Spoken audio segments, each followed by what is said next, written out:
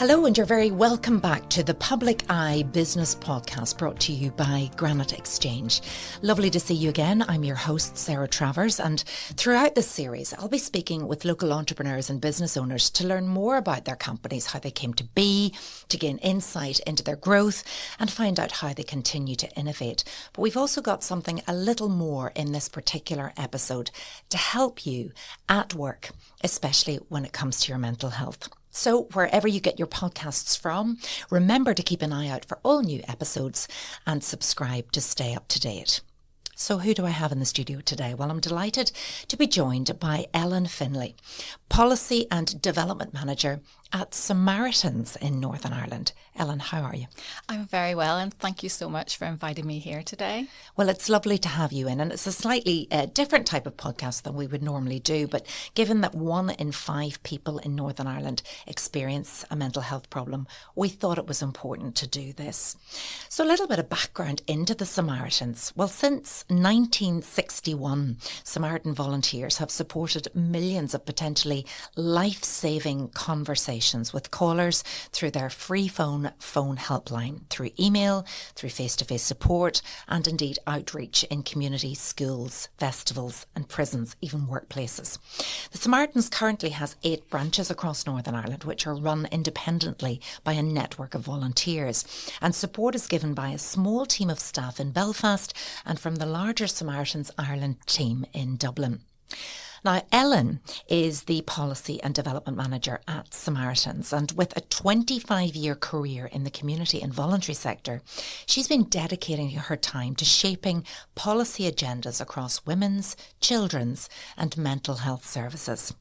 Ellen has worked with the Samaritans for over 2.5 years and is passionate about promoting mental health in the workplace, ensuring employees receive the support they need to perform at their best.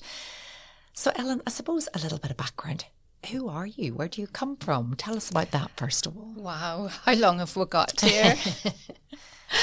I have worked, as you say, in the community and voluntary sector for over 25 years, and my story is a little bit different. I come from a loyalist household. I grew up in Tigers Bay. I grew up in poverty. And what I've found back then was there was a number of voices that were missing. We're missing from how we move the country forward, but also in terms of policy. At no time did I feel that policymakers came to places like Tigers Bay, or for in that fact, the New Lodge, which was just across the road on the Peace Line. And for me, because of those missing voices, I wanted to ensure that voices that had barriers to participation could be heard. I did initially go down the secretarial route at school. I got a job pretty quickly after that, but it wasn't an area that I felt I wanted to continue with. I wasn't happy. So I decided to do a degree in social policy through the Open University, and I highly recommend the Open University. And I got my first job in the Women's Support Network as their policy and research coordinator, and I have been in the sector ever since. So it's really, really important for advocating for those that don't have a voice to influence policy. And I'm sure, we're all shaped by our childhoods and our experiences, but, what was life like growing up in Tigers Bay? And whenever you did educate yourself and started to become that voice, what was the response from the communities? For me personally, it was eye-opening to be able to educate myself and go and meet with politicians. Politicians for me are very open. They want to know from that lived experience. And that's what my job is. It's taking that lived experience, especially from our callers to the helpline, and shaping and influencing policy. For me, you can't shape policy in a dark room. You have to engage with those with lived experience. And I did grow up in poverty, so I do have that lived experience, but I'm actually honoured to be able to take the evidence that we use from others with lived experience and share that with policymakers. And I suppose just to understand a little bit about how you shape policy, and particularly with the Samaritans, what does the average day look like for you? It can be varied, I have to say, because I look at my job in 3 parts. First of all is research. So I'm currently conducting research on the socio-economic issues surrounding suicide. So that's things like unemployment. How does unemployment look in terms of suicide prevention? What about poverty? What impact does poverty have? And then the other part of my job, like I say, is influencing policy. So it would mean meeting with MLAs and policymakers, civil servants as well, to share that evidence and talk about, well, how can we improve outcomes for people with mental health issues? So that's presenting the evidence and seeing where they sit in terms of if we need new policy and, for example, a private member's bill, or whether it's a department taking something forward. And then the third part is actually income generation with government trusts and foundations. And that can be pretty challenging because people think that because our helpline has volunteers that we're cost neutral, and that is not the case. So we really do need the support from everyone. And the politicians in Northern Ireland, obviously we had a large period where things weren't happening, but we're back up and running again. Mind you, the budget isn't there really to meet the demand, but do you feel on the whole that most of the politicians are very receptive to the need out there? Absolutely. They're very receptive to meeting with us and other mental health charities. They get to meet with their constituents on a daily basis. They know the struggles that they're facing as well. And I agree that the budget is a challenge, but I'm hopeful. I really am hopeful that how Northern Ireland is funded is going to change in the future, and that can only have a positive impact. So really we're here to talk though about business and, looking after yourself if you're an entrepreneur and you're working on your own, or indeed looking after your workforce, your staff, making sure that mental health is a priority and that we do it well. So I understand that Samaritans run mental health awareness in the workplace training courses, and that's really where you come in. Absolutely. It's there to support employers and employees. And we really don't know what is happening in terms of people's lives. And if I can just share a little bit about my own situation. So 3 months ago, my mum was rushed to hospital and she has stayed there ever since. We did get a couple of phone calls, the dreaded phone calls that they didn't think she was going to make it. Yeah. And the stress and strain of that has been unbearable. And even as an employee of the Samaritans, I still feel that little bit of shame and concern about sharing my story, but also sharing that my mental health has been up and down recently. And we really don't know what's going on in people's minds, but I have been very lucky in that my line manager has had the mental health awareness training. So she was able to open up that conversation, and I suppose that's what the mental health in the workplace training is all about. It's about empowering employers, employees, entrepreneurs to have that conversation because we don't know what people are going through. So that is my journey at the moment. And thank you for sharing that. And I do hope your mum is okay. It's such a difficult time, but it's life, isn't it? And life deals us these curveballs, and being able to show up at work and do your job, sometimes that's just not possible. Absolutely. There was days when I find it difficult opening emails. The stress and the strain of it. And you're right. And everyone goes through these issues. And I suppose that is why I'm so passionate about engaging with businesses. Now, this course isn't a half day or a full day. It's an hour and a half. So an hour and a half out of your day that can help you as an entrepreneur improve your own mental health, but also that of your employees as well. It's very, very important. And do you deliver these online? We actually have two options for businesses. We appreciate that time is of the essence when you're running your own business. So we have online and we also have in person. So it's really unique to the organisation. We find out a little bit about the business, what the issues are, what's going on at the moment, what struggles people are facing, and then we tailor it to the individual business. But yes, we have it online as well as in person. So explain a little more. If I was a business and I had members of staff and I came to you, what exactly would you do? Yes, you find out a little bit about the business, but what do you cover on the course? Well, the course is about having open communication. So it's about empowering the individual. We go into, well, why do individuals struggle? What do they struggle with in work? And that can range from anything. For example, working from home is another issue. So there could be loneliness issues there. We also look at, if they are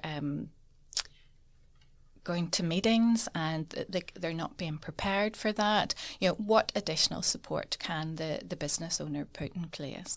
And it's about having those open conversations and not being afraid. I mean, I talked there about being afraid to discuss my own issues. So it's about understanding, it's about empathy. It's also about listening skills. So we're all so busy that if someone asks you, well, how are you doing? Half the time you really don't have the inclination to sit and figure out. So it's about making that space for the person to have that open and honest conversation about what the other employee is going through. And I believe you always ask that question twice, is that correct? Absolutely. It's so important to ask the question, but it's also important to listen to the answer. And you touched on your own situation, which is so difficult, but you also talked about that feeling of shame, which brings us back to that stigma around talking about our mental health, that in some way we're demonstrating weakness, and that would be a terrible thing. Is that still as prevalent? Well, unfortunately it is. And if I feel that as someone that works from the Samaritans, someone else will feel that as well. And that's why I want to share my own situation. It is difficult, but I guarantee that if you as an employer open up that conversation with your employee, they will feel listened to, they will feel valued, and they will improve things that work for them as well.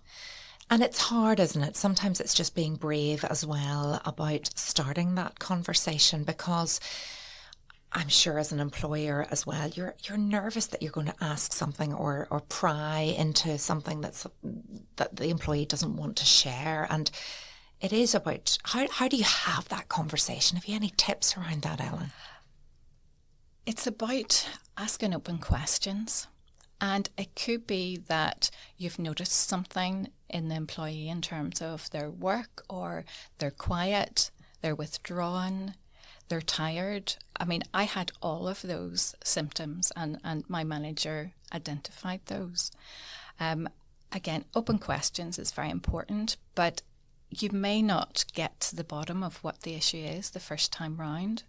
So this is something that needs to be brought up time and time again. And you have weekly check-ins with employees or monthly check-ins. It's about having that space to do that. So as you say, you don't ask the question first, you have to ask it a few times. And you maybe don't do it just, in front of everybody else. It's sort of, and even just that whole, could I have a word thing, then the employee might, or the colleague might think, what have I done? What's wrong? Yeah, I have to say, Sarah, that is one sentence that I have Can I have fear. A word? I know, I would too, actually. It's like, what have I done? What have I done? Absolutely. That's the first thing that comes to my head. Can I have a word? That is not the way to go. Try and incorporate it into your regular check-ins with your employees, so they don't feel as if, they're being singled out as well. For many of our entrepreneurs, many people who've sat in the chair that you have sat in today, they've maybe started their business on their own. They've taken a risk and they've built it. And one of the hardest parts to grow the business has been taking on staff or even working with associates. With that comes such responsibility, doesn't it? Not only are you responsible for paying their wages, you're responsible to make sure that they're okay and they're happy at work, or supported. That's the better way of putting that. What advice would you give, to those people in business that are starting out to make sure that they get that right at the start with, what do they need to do to look after not ending up in court basically as well? The thing is, we don't expect entrepreneurs or business owners to know it all. That's what our helpline is for. And I would rather the employer provided the employee with our helpline number, because it's open 24/7, 365 days a year. So they don't need to know it all, but it's important to provide them with the information so that if an issue arises, they can talk to someone and they can talk to someone at their point in time. And also, while people may phone the helpline and they're happy with that, they can also email us as well. The other thing I would say is for employers to look after their own mental health, because if their cup is overflowing, then that could impact on staff as well. So I don't expect them to know everything and to do everything. It's about having a package in place to support employees. What are the alarm bells? What are the red flags you should be looking out for when it comes to looking after yourself? As I've said before, it's if you are feeling tired, lethargic, you're not interested in doing things that you would normally be interested in, you don't talk as much as you used to, I think that is probably the main things.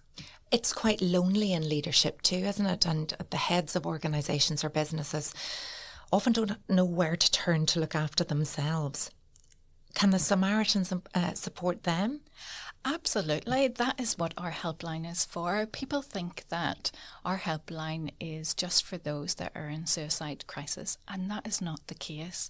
We encourage anyone to phone the helpline to talk about anything. It could be something that is troubling them at work, but it could also be something that's troubling them at home, or they're unsure of things. For us, it's really important that individuals feel listened to and valued, whatever the situation. And we believe that people have the capacity to make their own decisions. It's just sometimes they can't see the wood for the trees. So it's about phoning and speaking to someone that will listen. And that's what our volunteers do. They listen to people and help them. And the fact that you've shared your own story with us today has really embedded that. But what struck me there is that you work for the Samaritans. It is that listening service. But yet it took an educated line manager to reach out to you. You didn't feel like you could say it first of all. Yeah, unfortunately, that I think it's something in everyone that with the stigma associated with mental health, and it is getting better, don't get me wrong, it really is. And I believe that we're all on a journey, and that's why I believe our mental health awareness in the workplace is so important. It's about taking those small steps. It's about having that conversation, and I'm hoping that it will benefit employers and employees. In terms of the helpline at the minute, Ellen, what volume of calls would the Samaritans be getting? Between 22 and 23, on average, over 100,000 calls in a year that our listeners are handling. Is that number up, or is that... It's round about the same from the previous year. COVID, it was quite high, but it seems to be levelling off. But there's still a lot of need out there. And like I say, the helpline isn't just about people who are feeling suicidal. It's about all kinds of issues. So the top issues that we would deal with would be mental health issues, family relationships as well. Health issues is another thing. So, like I say, people can phone us about anything. And that's really good to hear. Also, you are staffed by volunteers. Yes, you've got the core business, but do you need more volunteers? Absolutely. I think during COVID, we've seen a reduction in volunteers all over the UK. It's just not our organisation. So if people would like to volunteer, we have dedicated training. They would sit in on calls before they actually take a live call, as it were. So, Ellen, what's the time commitment? For volunteers, they need to complete 4 hours a week, which I think is realistic, or else 16 hours over a 4-week period. We do hope that the volunteers will also include 1 weekend duty, because there's an increase in the amount of people that would contact us. And what type of person would you have to be a Samaritan? A good listener is fantastic, but also that you can give some of your time to the Samaritans. And I know somebody who is a Samaritan, and they've said it's been one of the best things they've ever done, because equipping yourself with that ability to listen in a very special way and being trained to understand what that means and not want to jump in with solutions has been really transformative for all parts of the person. It's helped them in all aspects of their life. Absolutely. I have to say, I'm one of those kinds of people that like to help others, but I like to come up with solutions. So the training to be a Samaritan is fantastic, because it does give you that option of asking the open questions and sitting back and listening and not jumping in, because, on a daily basis, I probably try and jump in to help people, but that's not what it's about. It's about listening to them. Like I said, I do believe that people have the answers to the issues they're facing. It's just they find it difficult to navigate it through to the solution. And for you, what happened when you were listened to? I felt valued, but I also felt okay, it is all right to talk about what's going on in my life at the moment. And I have to say, Sarah, this is only the second time I have shared the personal journey that I have been on. So it's been quite eye-opening that people want to listen and understand, but it's a little bit frightening at times as well. Well, it requires you to be vulnerable, doesn't it, Ellen? Absolutely. And, you're talking about this today, and I'm probably asking you too many questions now about it, because this was something that you felt was something you needed to keep to yourself. But did it help? Did it make the problem shared? Did it feel like there was support there, and this is nothing to be ashamed of? Absolutely. Having someone to listen, genuinely listen, is very important. It was very important for me, but also my manager was able to put things in place that allowed me the flexibility that I needed to deal with my mum being in hospital and able to deal with what I was doing at work. So I was able to have that flexibility. So I felt that I was still contributing and doing my work as well as dealing with the issues with my mum, which is very important, because it means there isn't a dip in my performance. It just required that little bit of flexibility. Work will always be there, isn't it? But there's nothing, and it's a cliche, but there's nothing as important as your health. And more often than not, things move on, things progress, something happens, and we move further along the road. If there are any businesses out there today that would like to talk to you about availing of more support and help to equip their staff with knowing that it's okay to have a conversation, what should they do? They can actually email me. So my email is Ellen, ELLEN, @samaritans.org. Or again, they can get information on our website, samaritans.org, and the helpline number is there. as well as their local branch as well. But I would encourage them to email me and we can set up that initial conversation. Like I say, the training is an hour and a half, which isn't long at all, but it's so beneficial to employers and employees. And the cost is very low as well. I mean, we have pitched it in a way that I hope businesses will support. So it's $250 if it's online, and we can train up to 20 people online. And so that's incredible, and that's really affordable and makes it very accessible for people. It's absolutely. And then if it is in person, it's £350 as well, because we have a unique role play element to the training as well. So they will be able to role play speaking with an employee within the training. So I think personally it's very, very good. And what response are you getting from employers and employees at this stage when they come on the course? What's the feedback? It's been so positive. It really, really has. Again, it's just a new venture for the Samaritans in Northern Ireland, and the response has been brilliant. Mental health can affect anyone at any time in their lives. It's not something, you get labelled with it at birth, although some people manage conditions all of their life too. But we need to have these conversations. And thank you, Ellen, for coming in today to share that. It's a slightly different edition of the Public Eye podcast, but people need to understand that there's help out there. Absolutely. Thank you for having me. You're very, very welcome. So thank you so much to Ellen Finlay, Policy and Development Manager at Samaritans in Northern Ireland, and indeed for sharing her own personal experience of mental health. Join us next time when I will have another fantastic episode of the Public Eye podcast to come. This podcast was recorded in Granite Podcast Studio. Interested in starting up your own podcast but don't know how? Granite Podcast Studio can help. Record your podcast in our state-of-the-art studio, which is based in the heart of Newry City. Our studio has cutting-edge and user-friendly technology and can seat up to 4 people.